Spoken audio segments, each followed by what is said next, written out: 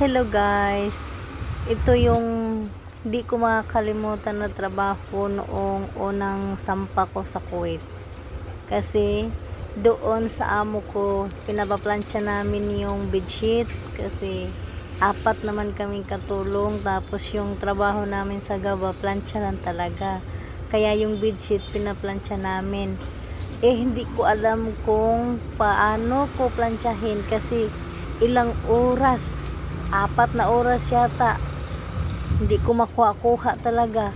Mayroon kami kasamang Pinay na matagal na siya doon, 10 years na siya doon. Ayaw kami turuan, gusto niya yung marunong kami yung sa sarili naming diskarte. Ayaw niya.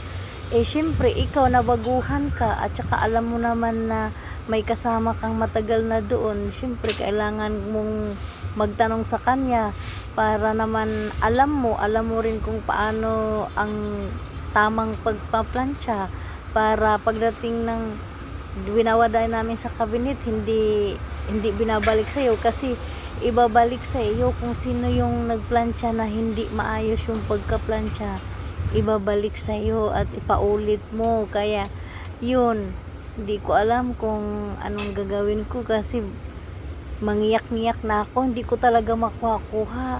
Tapos nagtanong ako doon sa kasama ko na matagal na, ayaw niya kaming turuan. Sabi niya sa amin, bahala kayo dyan, problema nyo na yan, diskartehan nyo yan kung paano kayo matuto.